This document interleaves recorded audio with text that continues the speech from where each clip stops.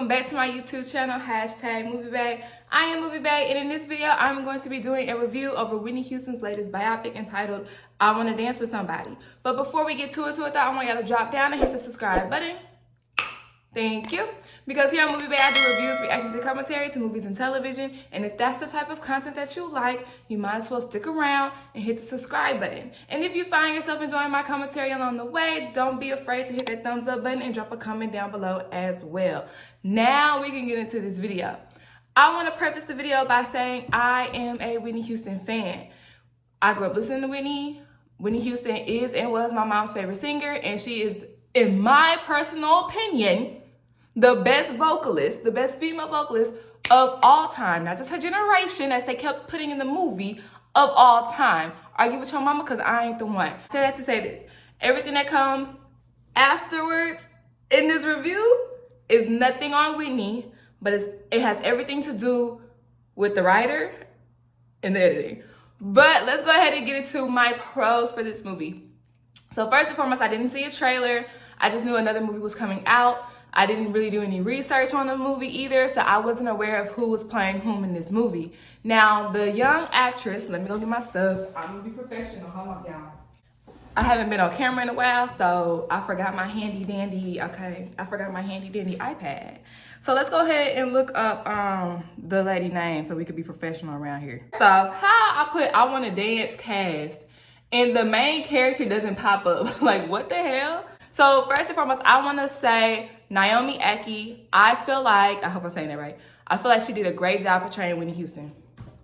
I said it. I feel like she did a great job portraying Whitney Houston. Especially, oh my God, and I did not intentionally do my hair like this for this video, I swear to God.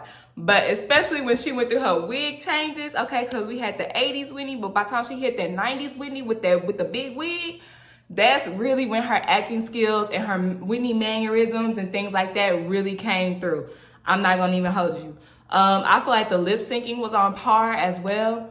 I heard that Naomi is an actress who can sing, so they would kind of like start off using her vocals and then kind of merge Whitney's, not kind of, but they would merge Whitney's vocals in with hers, and then of course all the belting and the long notes and the high notes and the ranges and stuff, all that was Whitney, okay?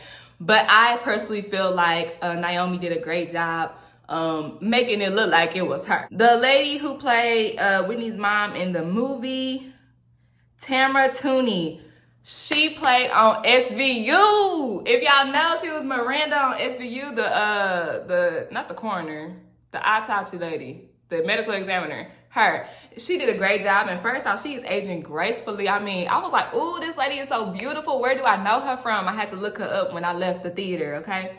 So I feel like she did a great job as well. Now, another pro that I enjoyed about this movie was the songs. If you're a Whitney Houston fan, then you already know you're gonna hear Whitney Houston's greatest hits, right? Okay, I'm gonna put a pin in that. You're gonna hear her hits, okay? Put a pin in that though. I also cried twice in this movie, okay? One of which is when she was rehearsing her American Video Awards. I think it was AMA, American Music Award. When she was doing that rehearsal with the 3-ballad melody, I cried during the rehearsal process because I was just thinking like, damn, this lady could really sing. Like, oh, it just made me want to cry, y'all. I'm about to cry. I'm getting teary out thinking about it right now. I cried again at the very end, which obviously is the end of the movie, and we all know how this movie ends or how this story ends. So, of course, I cried again there. Just thinking about what an amazing, wonderful talent Miss Houston was, and baby, there could never be another. Like, there just can never be another. Another thing that I liked about this project is how they gracefully mentioned her drug usage. We all know Whitney did drugs. Like, we all know this, and I feel like every biopic, we don't need that hammered in our face. Like, we already know. Now, I feel like there could never be another biopic that's topping The Temptations, What's Love Got to Do With It, and Straight Outta Compton. But like, we know Tina Turner got beat. We don't have to see it in every scene. But granted, I don't want to take that away from that movie because I love that movie. But it's the same in this instant. Like, we know she did drugs. It's been so many documentaries and movies about it. We don't have to see it in every scene. So I feel like they gracefully you know, put that in the story. Like, you'll just see it on the counter. You might see her rolling up, but you would never actually see her do the drugs. So I really do honestly appreciate that about this movie. That's about all the pros. So let's go ahead and get into the cons. Let's go ahead and get into the cons of this film. My primary con with this film was the editing. The editing was horrible. The editing was so bad, y'all. It got to the point where I was literally rolling my eyes because I'm like, who is the editor? Hold on, y'all, because I gotta look this up. Film editing by Deja Broadway. Oh, Deja. Deja is a beautiful Black woman. She honestly looks no older than me, but y'all already know Black don't crack. Deja, you did horrible. The editing for this film was bad. Mama, it was bad. It was all over the place. And I'm pretty sure a lot of things were left on the cutting room floor. However, put that shit back in there. Because this movie was bad. It jumped from era to era. And it jumped from era to era. It went from the 80s to the 90s, back to the 80s, to the early 2000s, back to the 90s. Well, how did that happen? Was Whitney Houston a time traveler? Because how did that happen? Like, I wish I could edit, y'all. Have little equations around my head because something's not adding up in this movie. So the editing was really bad. There were a couple of montage scenes where I was like, stop that.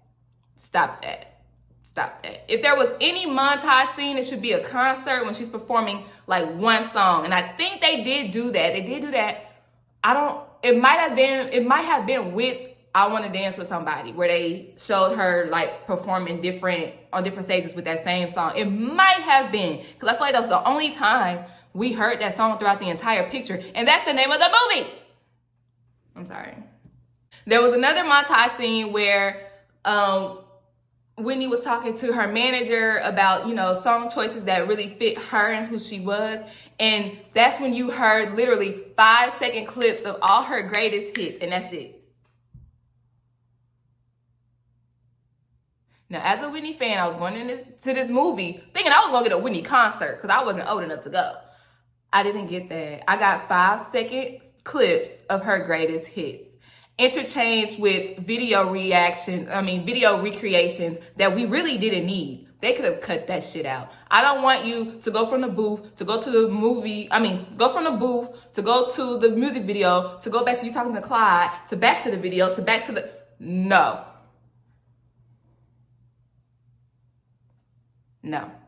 Another problem I had with this movie was the story. The story was written not well because I feel like they tried to do a lot in such a little bit of time. They tried to fit Robin in. They tried to fit her upbringing in. They tried to sprinkle in how she started using drugs. They tried to pop in her career, obviously, then a little bit of Bobby, then a little bit of Christina, then a little bit of rehab, and then time to die now. I feel like it was too much of not enough, if that makes sense. Wait, not enough or too much? Too much and not enough? Too much and not enough of what they were trying to accomplish. This movie would have benefited as a mini-series, 6 to 10 episodes, because when you're talking about an artist, a superstar that has had a 3-decade-long career, you can't do that in 2.5 hours. You just cannot do that. And this movie would have really benefited from being a miniseries. That way we can flesh out all these storylines versus just sprinkling here, sprinkling there. Oh, don't forget about this, because the story was horrible. Now, the story was written by Mr. Anthony McCartan from the Caucasus Mountains. He did not do it well. So Mr. Anthony, what else have you written?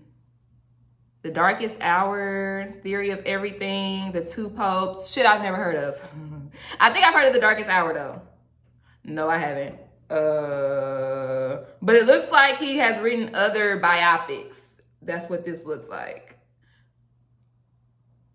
I haven't seen them, but if it's anything how you did Whitney, think that's all that I have to say about this film. I didn't want to go too hard on it. If I had to rate it out of 10 stars, I would give it a 5.